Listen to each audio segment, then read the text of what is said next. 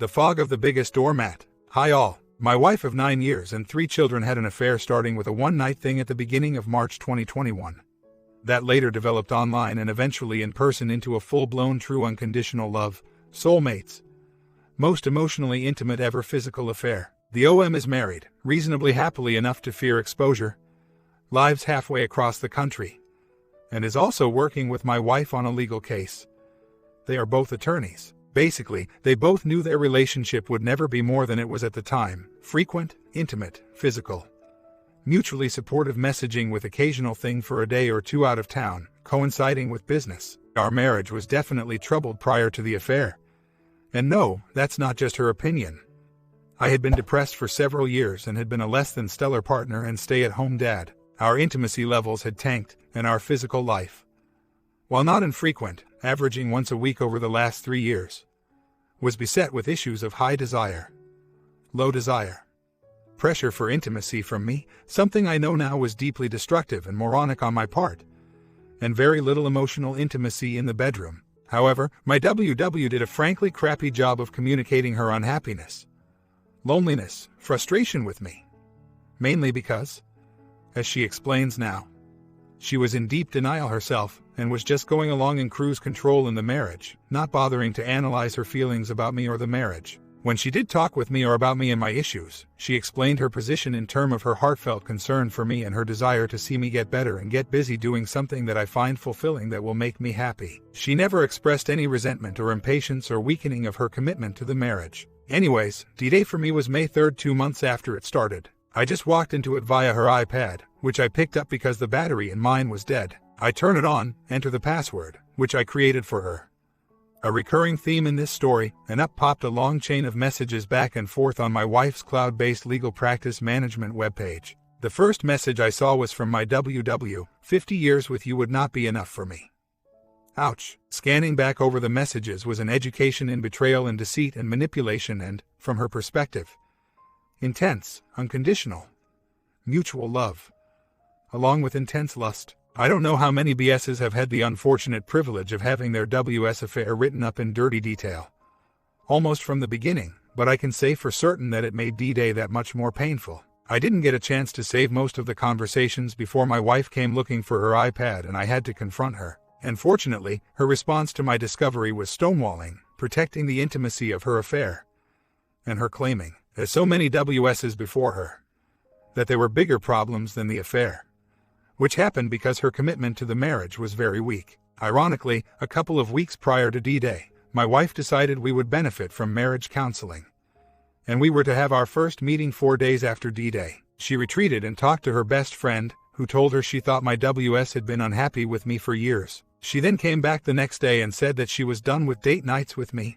all the hostility, demands for intimacy, or details about the affair. She said she would need an environment of acceptance and vulnerability. She later wrote that she actually was prepared to accept that she wouldn't have my trust again.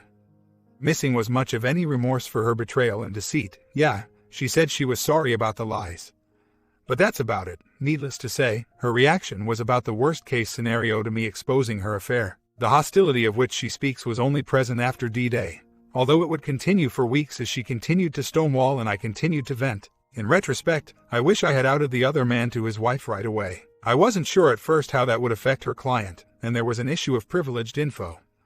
But it could have been done. I know, dumb.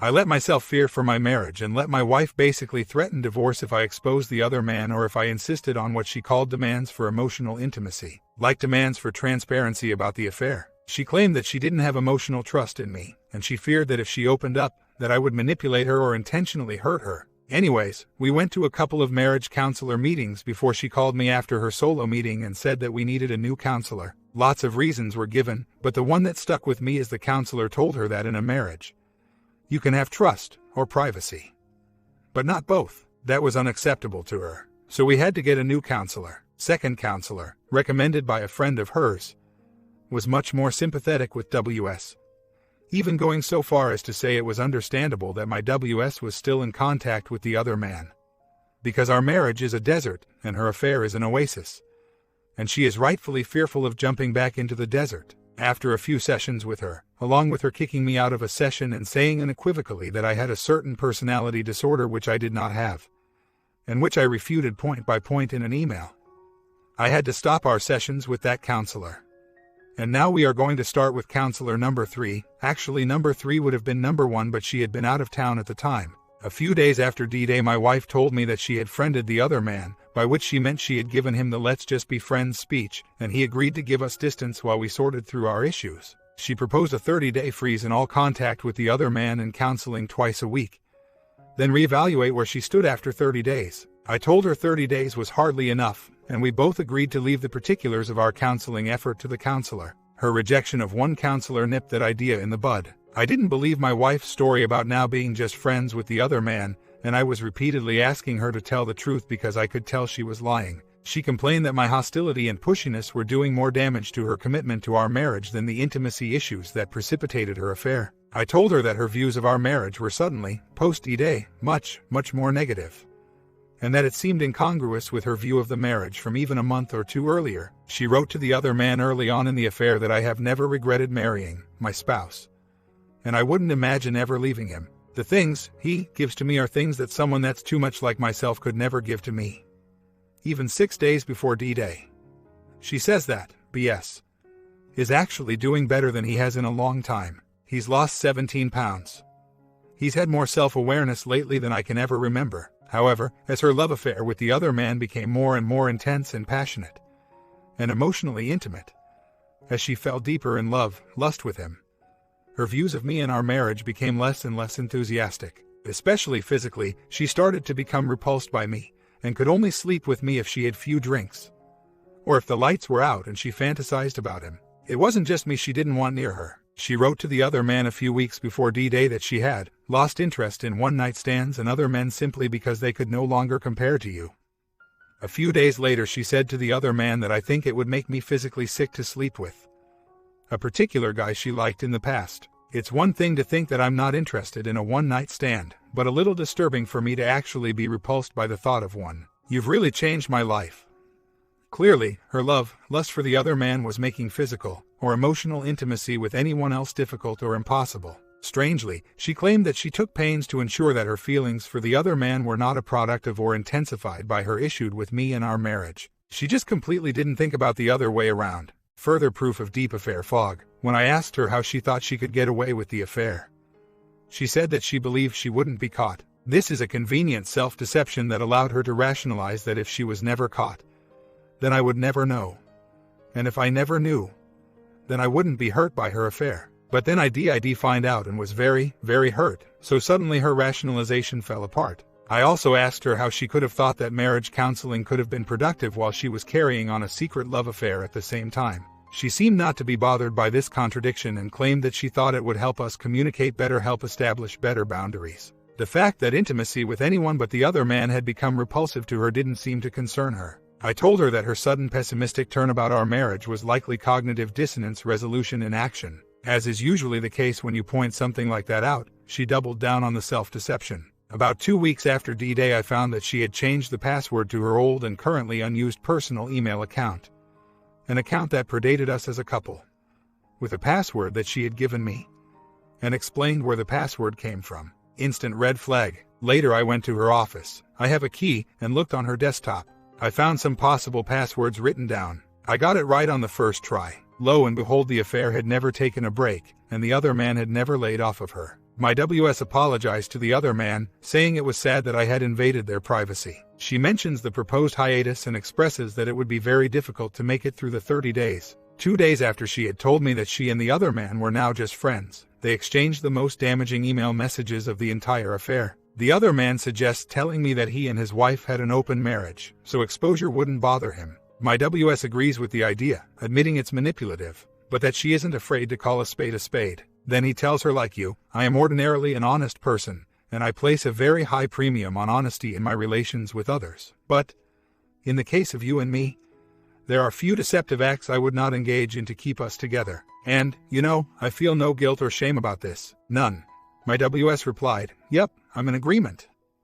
It's pretty hard to weasel out of that declaration of deceitful intent, and even harder to figure out a way to get over this and ever be able to trust her again. Needless to say, me finding out about her continued affair and her continued deceit about it kept me pretty hostile with her.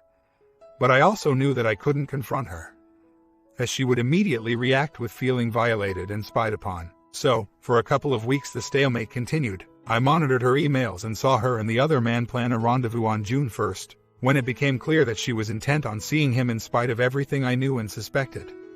I just decided I'd had it with her and with the secrecy, and I confronted her with my knowledge of her emails. As predicted, she acted as the violated party and got angry and immediately said she wanted a trial separation, which was fine with me. All through this last 6 weeks, my WS has continued to see her affair as a sign that she was already checked out of the marriage, even though she decided at the time to have a one-night stand in order to tide her over while she waited for me to get better. I think her affair was honestly unplanned, took her by surprise, and she lost control of herself and got carried away with the affair's intense emotional intimacy. She now says she has finally ended her affair but says that she did it because it was necessary prior to separation, not for me or for our marriage or for the sake of counseling. I sort of believe her, mainly because I can monitor everything she does electronically. She is in occasional contact with him. They still are working on a case, though she has pushed it back for 6 months. They stopped texting and emailing outside of work-related stuff. I think I'm safe in assuming that in spite of the affair ending, my wife is still in the affair fog, right? Perhaps it will never end, in which case divorce is inevitable. She is trying a trial separation within our house, moving into a guest bedroom. She still says she feels emotional stress when she's around me and that she is happier with me not around. She still says that my hostility needs to stop, but I think she feels hostility from me even when I'm not feeling it or saying anything provocative. Is this emotional stress or tension she feels around me her anger and hostility towards me for forcing the affair to end, obliquely, anyways, or is it her guilt or shame at her affair? Mostly unexpressed as of now, pressing on her subconscious. She claims that she is unable to be empathetic with me because she feels totally threatened by me. She claims she thinks I want to hurt her, which I do not. Do you think I'll be waiting around forever for her to face up to what she has done, or is this more or less a permanent change? I can't believe my previously honest and moral wife has transformed into a sociopath, but her words and actions speak for themselves. While I don't have any illusions about our marriage prospects, I do wonder if the hostility she perceives decreases and counseling, which we are going to continue, gives her a feeling of safety in which to express herself. Is there any chance she will confront what she has done? She says right now she wants counseling in order for us to live together more peacefully for our kids' sake. I agree, and maybe later we could try honest-to-goodness couples counseling. Do you think that later will ever come? Or should I just file for divorce right now? For the sake of my kids, I think of divorce as a last resort. My WS and I haven't been able to do counseling with any consistency. If that has any chance of working, then I'd prefer to wait it out and see what happens. One thing is for sure, if the affair continues at any point, or if she gives up and files for divorce herself, I certainly have a whole hell of a lot of incriminating evidence to expose her affair with, including to the other man's BS. And I won't hesitate at that point to use it. Comments. Get a job. Seriously, no woman likes to support a husband. Even if she was the one who asked you to stay home with the kids, you should have never done so. Women are hardwired through 10,000 years of social indoctrination to be supported and taken care of by the male of the species. I would venture to guess your marital problems started around the time you decided to be a stay-at-home dad, and most likely your depression too. You are depressed because you are not doing what a man should be doing. You're being her doormat. She has lost all respect for you for your beta male reaction to her cheating, and being a SIHD doesn't help. The only small chance to save your marriage is to be willing to end it. 1. You exposed this to his wife yesterday. You exposed it to your family and her family. 2. You need to stop going to counseling with her. If she completely turns around later, fine. But not now, when she shows no remorse and is still pining for her other man. You shouldn't believe for a second that this has ended. 3. File for divorce now and implement the 180 to detach from her. Google it, or someone may provide a link here, and follow it to the letter. Keep her out of your bedroom and treat her like a roommate that you hardly know. 4. Separate your finances and formulate an exit strategy. 5. Then, have one sit-down discussion with her. Tell her you regret your initial reactions to her cheating and that you'll no longer go to counseling. That you'll no longer accept her lack of remorse, lack of transparency, and continuing contact with the other man. Let her know that you're filing for divorce. Then continue on with the 180 and stop talking to her unless necessary for your children. 6. Expect to divorce her. If she doesn't turn around, you will carry it through to the end. What does turn around mean? She immediately stops all contact with other man, including contact for work. She will send him a no-contact letter that you read and approve. After that, she will never talk to him, communicate with him, or see him again. She becomes completely transparent with all her communication devices and allows you to verify the no contact. She demonstrates with every action and every word that she is remorseful for what she has done. There will be no GNO and no communication with male friends. She will account for her time away from you and will willingly discuss the with you anytime. If you want more details, she will give them to you and be completely truthful. She will come clean about any other cheating. She will not blame shift and she will need to own what she did. Should she fail to do any of the above, you will carry through with the D if she appears to be coming around. Don't stop the process until you are absolutely sure. We can help you with that part. Honestly, it may be too late to save your marriage, but this is your best chance. She has got to understand what it feels like to lose her husband for cheating on him. Make no mistake, this is her fault, not yours. She is 100% responsible. If by some chance she does what she needs to do, then you can start counseling again and then you can work on the marriage. OP responds, 1. That's the big question for me right now. Biggest reason to do it is to destroy the OM's freedom to contact her. Plus I would want to know if I were her. I know this is not his first affair, though it is his most serious by far. 2. The only counseling was going to, or plan to go to, is really separation counseling. As in how to treat each other civilly and protect our children from our conflicts. Plus how to arrange splitting of childcare, etc. At this moment, couples counseling with the goal of R is not on the agenda. 3. She's already moved out of the bedroom as much as possible. We are trying to arrange it so she rarely if ever has to enter our bedroom. We'd like it if she didn't have to get a separate place, for the kids' sake, but that's still to be determined. 4. She's already written notes to herself that she wants to get her own checking account. She has no savings on her own outside of home equity, whereas I have a lot. My assets are protected, not community property. Remember that I can monitor pretty much all her electronic communications. Email, 3 accounts, text message, cell phone, home phone, work computer, etc. I would know if she were contacting him. For the last week, only 1 email, which was work-related. My WW, for all her newfound sociopath tendencies, is actually pretty guileless and naive. She doesn't like that I can spy on her, but she really does an awful job of hiding her secrets from me. Partially because prior to the affair she really had no secrets from me. I set up her office computers and set up her passwords and her password managers, etc. She has admitted that she knows that no matter what she does, she believes that I'll still be able to spy on her. That's what you get for marrying a hacker and security expert. Ironically, for almost every year of our marriage I have chipped in more to our combined income than she has. I have family assets that I've drawn from over the years. So, I guess I'm not your average stay-at-home dad, in that sense. One of the things she liked about me when we got married was that I was willing to be a stay-at-home dad. I have to admit I've been ambivalent about it over the years, though it is becoming more appealing as the kids have gotten older. My depression didn't really start until the 4th or 5th year of our marriage. And fortunately, I did nothing about it for a couple of years, and my WW didn't suggest anything either. She was the one to finally suggest I do something about 2 years ago. According to her, she had 2 things, back-to-back on 2 nights. The first one was with a guy she never talked to again. The second one was with the guy who would become the affair partner. She says she went looking for a one because she felt she needed reaffirmation of herself as a woman, and to experience physical and emotional intimacy without the pressure and sadness she associated with me. She said that the emotional intimacy that first night was far better than she had expected, even though they didn't have intercourse. She laid down some ground rules before each night. 1. They would spend the entire night in the same bed. 2. There would be no pressure for physical things. 3. They would both stay present the entire time. And 4. The next morning they would walk away with no regrets and no further contact. Apparently, she got exactly that the first night. The second night she said was actually less intimate, but physically more exciting. He broke her ground rule by asking if he could contact her later, and she broke her ground rule by agreeing. Thus, they started their journey towards a full-blown affair.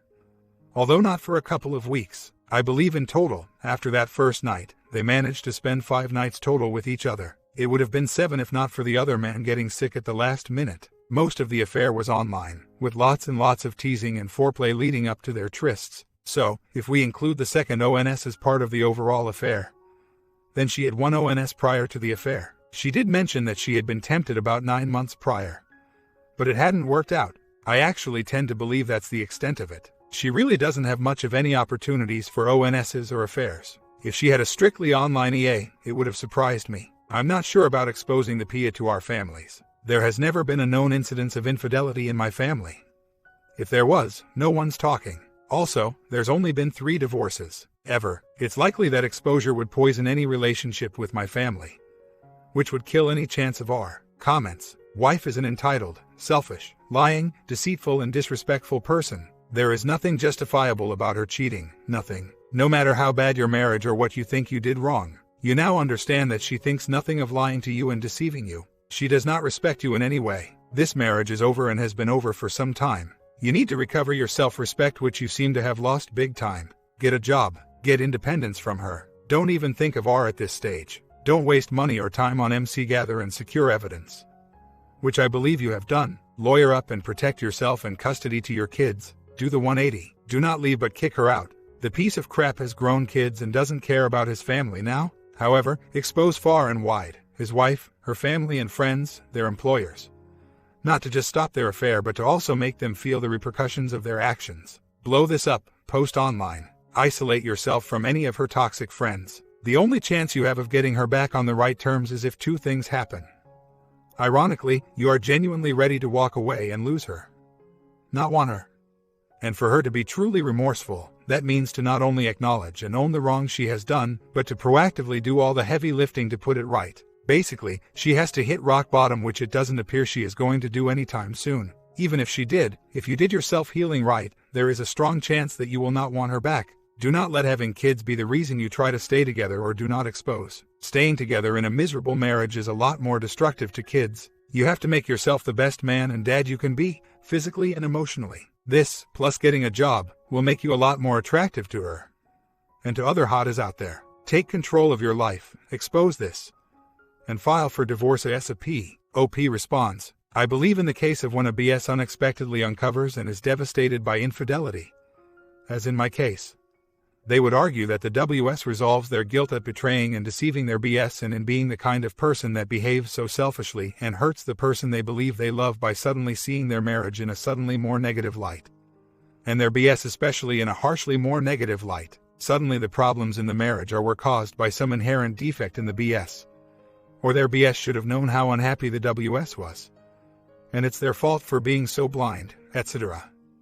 Etc. That is essentially what my WS has been arguing. My initial question, which hasn't really been answered, and maybe can't really be answered here, is how much of this suddenly pessimistic view of me and our marriage is caused by cognitive dissonance, and how much of it is caused by affair fog, or her being in love or in lust with the AP. I know there is a good deal of the latter, as evidenced by my WS hostility and anger at me for throwing a wrench into what she believed in her addled mind was a healthy, emotionally intimate relationship, as opposed to our dysfunctional and emotionally disconnected one. I actually agree with her view of our physical relationship, but obviously see her affair as fundamentally dishonest, fantastical, and destructive. I would think that exposure may help clear the affair fog, but not change the cognitive dissonance resolution distorting her memories and opinions of me and our marriage. Comments. Stop analyzing her. She cheated on you and she's not remorseful. For now, that's all you need to know. We've given you a tried and true blueprint that will give you the best chance for a successful outcome, whether it be R or D. Use it. OP responds, as I said earlier, my WW is pretty guileless, and really got in over her head when she started having to hide things from me. Once I was tipped off, it wasn't much of a contest. Her AP is more careful, but not enough to make up for her. Having all this surveillance can be a double-edged sword, however. Knowing the truth and having to watch your spouse lie repeatedly to your face is definitely eye-opening but also truly depressing. I told my WW that the feeling I had most towards her was dismay at how far she had fallen morally in my eyes and, eventually, in her own. It's as if her AP was a magnet, and her moral compass couldn't point anywhere else. I did, however, get one big benefit. By watching her carefully and observing when she was lying, which I knew ahead of time, I was able to detect her tell. As they say in poker, now I can tell if she's lying just from observing her carefully when she's talking. That's a pretty valuable advantage. As far as I'm concerned, one I don't think I would have been able to get any other way. Remember that she admits going out with the expressed intent of having a ONS, before she had even met her IP. So, she had already justified her need for a ONS and the physical intimacy that accompanied it. In her mind, her having ONSs, starting at the end of February, beginning of March, was to help tide her over until I was well and whole again and intimacy with me wasn't so uncomfortable or psychically painful to her. She had 2 ONSs then, and when she came back from that trip, She didn't talk about the ONSs, obviously. But she did come out and say that she had suddenly come to the realization that she had been avoiding intimacy with me for some time because she found it too painful to see me depressed and overweight. That was the first time I think she had been even close to honest about our relationship, and was ironically when she began her deceit about the ONSs and the later affair. I took her admission to heart and redoubled my efforts to get better, which, to a great extent, I did by the time D-Day rolled around. Too bad that effort, while not wasted as it was for my own benefit more than anything, came too late to rescue our marriage. Her belief that having those initial ONSs and her idea that having these every so often during the year was allowing her to stay in the marriage and wait it out until I was better was of course completely contradicted by her love affair with ONS number 2, Aka. Her IP, as she explained to her IP a couple of weeks into the affair. It has been very strange for me to realize that you are exactly what I've been searching for. Wow. And it's so amazing that there you were right on the very day that I was ready. Even stranger is that I was only looking for a night of physical intimacy with new and whole man. I always wanted someone in my life that I could tell anything to and have it been reciprocal. But I didn't realize that I needed that with physical intimacy. I can't think of anything I would want more in this moment than to make love to you. So, the physical intimacy, or, let's face it, intimacy, was something she sought out. The emotional intimacy was what surprised her. Although I don't know why it should have. The affair fog at that point was in full effect, because by being in it she had overstepped her own ground rules, as twisted as they already were. A few days later she wrote, before I got quite so emotionally involved, which probably negates all hope of me being able to have an unbiased opinion. I knew that you were an outstanding lover. For a moment today, I actually wondered why I had bothered with the whole search for intimate one-night stands. That's really unlike me because I've never regretted any decision to be physically intimate with anyone. But the problem is more about you, sort of like how a tricycle is really cool until you ride a bike. The cognitive dissonance resolution at this point was her unquestioning belief that she would never get caught. So she wasn't really hurting me. She probably thought it was helping our marriage because without it she would have felt the need to leave. I told her later that that would have been preferable. At least it would have been honest, and she reluctantly agrees and regrets not leaving first. Of course, the fact that she wrote even later than this that she had no intention of leaving me and wondered why she ever would sort of contradicts her viewpoint today. Nothing like her written word to snap her reality back in place a bit. I think some of you all are going a bit overboard on the serial cheater and she's been cheating for years. Memes. I honestly don't think she was cheating on me for years, for the reason mentioned in the previous post, prior to a little over a year ago. She worked from home, telecommuting at first, then working from home as a solo attorney. Her opportunities for ONS were very small. When she did travel, up until 3 years ago she traveled with her father, who she worked for. Then for a couple of years she worked on starting her own firm from home and had no reason to travel. If her goal has been ONS, as it appears to be, then she really didn't have any chances to do that. She could, of course, have been having an online EA, but considering her opinions about her as told to her P, an EA had never really appealed or even occurred to her prior to her PA.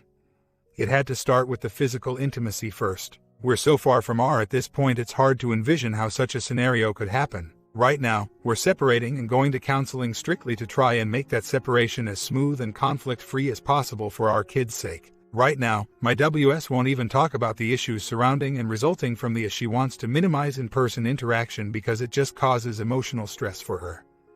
I wonder why. She said yesterday that we should agree to a fixed length for the separation, after which we can reevaluate at that point if we can be around each other without hostility. And then maybe we could re-examine trying marital counseling that actually addresses the underlying issues and talks about her A. For me, no R is remotely possible until she convincingly expresses real remorse to me, is willing to do whatever it takes to help restore trust in our relationship, and actually convinces me that she loves me. To date, none of this is happening at all. I know that she is meeting next week with a divorce attorney who was recommended by our former MC.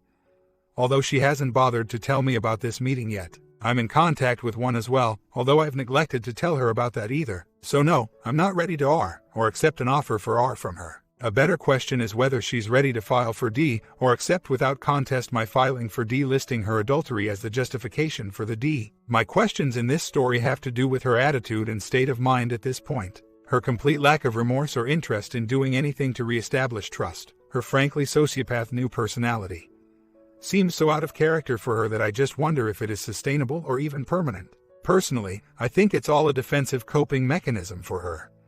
And at this point she's frankly being an emotional coward with respect to our relationship.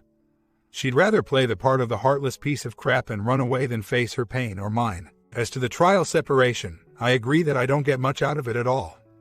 And I've told my WW as much. I'd never agree to an indefinite trial separation or cohabitation arrangement either. That's just negotiated limbo. As far as I'm concerned, exposing the to the OMW should help prevent further encounters with the OM, who is, I remind you, living 15 or so miles away, as my WW and I would be living under the same roof, but different rooms. No dating or other relationships would be tolerated or likely to happen at home. Considering my surveillance, which will continue as long as she does nothing to restore trust.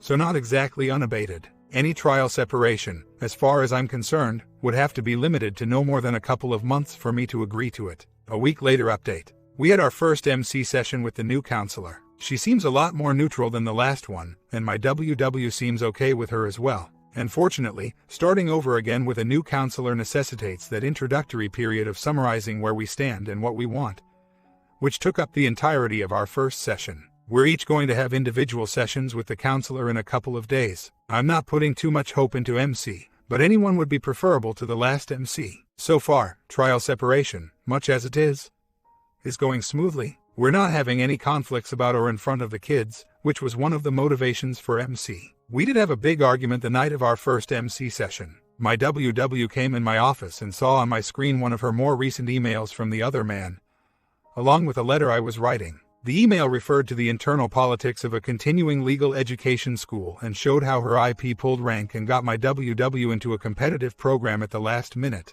She got pissed, called me creepy for going through her email, which in this case had been open on her home computer at night when I walked by it a week ago, and said this really just made her want to get separate residences and file for a legal separation. I told her that first of all, there is no such thing as a legal separation in our state. Secondly, I was feeling similarly and was strongly tempted to file for divorce now, because this separation thing was just negotiated limbo, and that I found limbo to be intolerable to me for any length of time, let alone an indeterminate length of time. As you might expect, this caused her to back off on her threats and hostility. She asked who the letter was to and I said I wouldn't tell her. I did reassure her that it was not to the school, or to any lawyer or legal organization. She then said we shouldn't be having this kind of hostile argument because it just made things worse, and we should save it for counseling. I told her I agreed, but that our next joint MC session, likely 2 weeks away, seemed like forever to wait on issues. I told her that I couldn't stand this limbo thing for long, certainly no more than a month or two,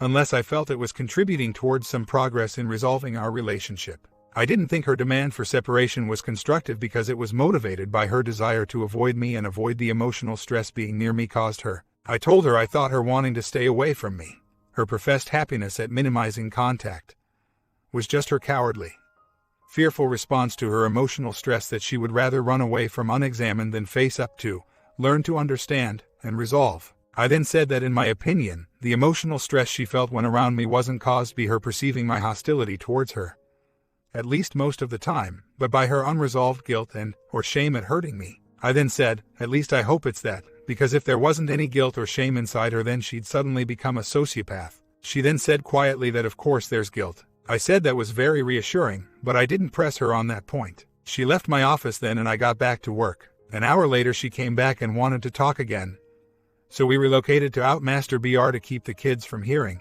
She then said that due to our continuing hostility, maybe we should think about not going on the other's family vacation. I said that first of all, her not going to see my family in a couple of weeks was a much bigger deal than seeing her father the following weekend at a resort an hour's drive from home, because visiting my family with the kids was an arduous and expensive ordeal with both of us going, but was an epic ordeal with only one parent going. We already paid a lot for her plane ticket, and my family is expecting her to be there. That brought up my second point, which was that if I flew up there with our kids and without her, there was no chance I wouldn't talk about our marital problems with them, including her with my parents. She seemed to accept that but grumbled that all I would mention would be her and not her list of complaints about me compiled at just before and just after D-Day. She then said that if I did that it would poison my family against hers, just as if when she told her family, they would defend her and hate me. I said that I actually was strongly considering telling her family too, and that if I told my family I would in all likelihood tell her family as well. I then added that she shouldn't be so sure her family would defend her actions. Right now, she seems to think that our problems or more specifically the things I did which hurt her, though she didn't say so at the time, were at some level equivalent to the betrayal of her ex. She actually said that I had betrayed her or betrayed our marriage by not being an equal partner with her due to my depression, and not getting better, or trying to get better fast enough. I told her that was bull crap, that depression wasn't a choice I made, whereas her and the deceit and manipulation that accompanied it were most definitely her choice, when other, more honorable choices were always available. I said that from the outside, few people, aside from other cheating spouses, would sympathize with her view or equivocate anything I did with her adultery. I'm not sure if she believed me, but she didn't argue my point either. When I brought up divorce again and me filing first, she said that I must therefore want a contentious divorce. I said of course I didn't want that unlike her parents I had no desire to have a custom battle. She said she thought it would be better to have a collaborative divorce, where we use the same attorney. I said that would be cheaper, but I wasn't sure about agreeing on an attorney.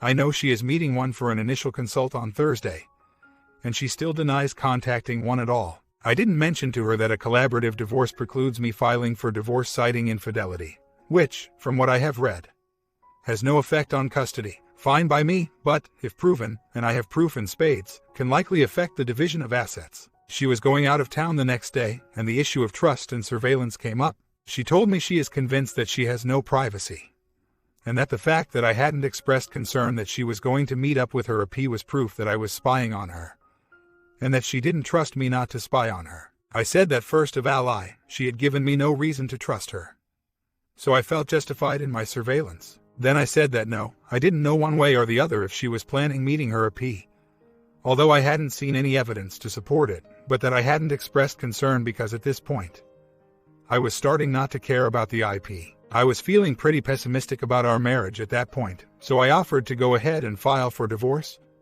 or at least start the process. The next day, she then got a little skittish and said that we should wait and talk about this in counseling. I reiterated that it was too long to wait, that I couldn't stand the present circumstances for 2 weeks. She then asked if maybe we could schedule a session together for later the same week as our IC sessions, and I agreed to try and book it. She really didn't want me filing for D while she was out of town. I reluctantly agreed to hold off on filing until tomorrow, Monday the 23rd. In all honesty, I have some questions about the filing process that I needed to talk to an attorney about first anyways. I plan to do that tomorrow. As to the letter my WW wife saw me writing, you can probably guess the targeted recipient. The other men's wife. I finished the letter. Not short, about 3,000 words, and printed out the evidence I thought most appropriate to give her. It makes a pretty substantial pile of paper. I've been thinking about the best way to ensure she gets the package. I've decided hire a local PI to find her and personally give it to her when her the AP is not around. I can't find any info on where she works or if she works, but I have her home number confirmed and her home address, so this shouldn't be too expensive. And knowing that she'll get it without her around is worth the extra expense. I found a local PI and I'm calling them tomorrow. That's about it for now. It should be an interesting week ahead. The difference right now is that she wants the separation because she says it makes her feel better about me. The more time she spends without me, with or without anyone else, the better she feels towards me, which I interpret to mean less hostile. I feel the opposite in that this weird dance of avoidance within the same house to coordinate childcare while avoiding any meaningful discussion of our issues is just making me feel more frustrated and hostile and more inclined to go the D route. When I told her this, that I was not going to be patient with this separation thing while I felt little progress was being made on resolving our issues, or at least it's so slow as to seem static, she again said this is why we're in counseling, and the decision about whether separation will work or not needs to be made there. I told her that no, the decision about whether separation and counseling are working for me is mine to make. I did agree that talking about this directly with her was not being productive, that we were not going to agree and arguing just increased hostility without getting any closer to resolution. Tonight, she said she had decided that she was okay with going with me and the kids to visit my family, mainly to support me because she knows how hard that trip can be alone. Well, actually she doesn't know. She's only heard how hard it is for me when I've done it in the past. I probably should have just been grateful, and I am, but I couldn't help mentioning that her willingness to come along was understandable considering the fact that if she were not to come, I would have to explain her absence, which would mean talking about her and her attitude since D-Day with my family. She asked, well, couldn't you say that we're having marital problems? I said that of course I could say that, but then I would be asked why we're having problems. And Thea would be first on my list of problems. She then said, "You could say it's because I don't love you anymore." I couldn't believe that she honestly would expect me to say that and not mention the A. That she thought it was reasonable to ask me to lie to my family to protect her from the judgment of my family. After all the misery she's heaped on me in the last 7 weeks. I said that if that were true, why go through all this counseling and separation crap? I could just file for D tomorrow and save us a lot of time, money, and misery. She changed the subject then and never answered that question. When we were coordinating our week for childcare this evening, my WW again pointed out that I was a stay-at-home dad. So of course I should be handling most of the childcare. I then pointed out that under the present circumstances, I really couldn't be a stay-at-home dad anymore. Or at least it would be irresponsible to myself to assume I will be able to continue being one. She looked puzzled and asked why. I told her that there was only one possible scenario where I could continue being a stay-at-home dad. Namely a real R. I then asked her what was the likelihood of that happening at this point. She said she didn't know, but that was the goal of separation and counseling, to see if we are capable and willing to give each other what we need to reconcile and be happy together. I asked her to give me a ballpark figure, and she deflected that question and changed the subject. I said that I had very serious doubts that she was willing to give me what I needed to restore trust and be happy in our marriage. She cut me off at this and said, again, that this was the kind of issue best discussed in MC. Every serious question I have apparently has to wait for counseling. I think I see a pattern. Perhaps we can do MC 3 to 4 times a week and speed this process along. In our state, custody is usually not influenced by infidelity one way or the other. I think we both agree that joint custody would be the likely outcome, and we both are okay with that. Spousal support, like alimony, is not an issue as I am not eligible for it. In terms of division of assets, infidelity, if proven, can affect how assets are split, with the betrayed spouse given a larger share. I'm not sure if infidelity can only be alleged in the petitioner's filing, or if it can also be alleged in the respondent's answer. If it is the former, or if alleging it in response is not as effective, then who files first makes a real difference. That's one of the questions I need to get answered ASAP. I do know that I have bits of very dirty proof of the affair, while her allegations that she thinks somehow excuse or justify it, and what really does that anyways, are not provable and are both factually disputed and questionably significant even if not disputed. My WW thinks me getting my own attorney means that I want a vicious, contentious divorce, and that I would be looking to exact revenge through the divorce. She wants a collaborative divorce, if either of us decide on divorce, using one attorney and filing a no-fault divorce. There is something to her claim. A non-collaborative divorce, a disputed divorce, will be more contentious and more expensive and will be harder on our kids. I can't help thinking, though, that a collaborative divorce would also help her get an even split of assets and avoid having her affair become a matter of public record. Damn, this loss of trust thing really is insidious, isn't it? My comment. This guy might be the biggest doormat I have seen. As in, he's just all talk, no actions. He can say whatever he wants, but his actions do not match his mouth. You guys agree? Comment down below, sub and bell, check out the recent stories, and I will see you in the next one.